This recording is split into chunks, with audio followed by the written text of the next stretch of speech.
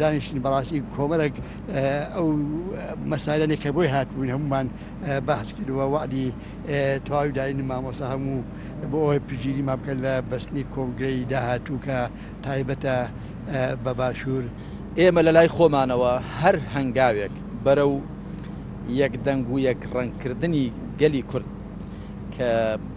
میلەتێکە لە مافە سروشتەکانی خۆی بێبەش کراوە، میلەتێکە نیشتیمانەکەی بەش کراوە و ئەوەش کەوای کردووە دوژمنان و ناحەزانمان زەفەرمان پێبەرن ئەو پەراگەندەی و پەرتەوازەیە. بۆیە هەر هەنگاوێک بەرەو یەک دەنجی بەرەو یەک ریزی ئێمە نەک هەر لەگەڵی داین بەڵکو بە ئەرکێکی شەرعی خۆمانی دەزانین. و ئێسش ئەوەی کە بۆی هاتوون بۆ کۆنگرەیەکی لە باشووری کوردستان کە ئەبەسرێ ئەمەش هەم شتێکی باشترە دوایی لە شوێنەکانی تر ئەیبەسرن و دوایی هەمووی نەتیجەی هەموو کۆنگرەکان کۆکەنەوە و محەسیلەیەکی نیایی دەرەچێت و ئەو کارێشی کە ئێستا ئێمە لێرە باسمان کرد هەردوولا لە زۆر ئەو بەرنامەیی کە دانراوە ئێمە لە زۆر شت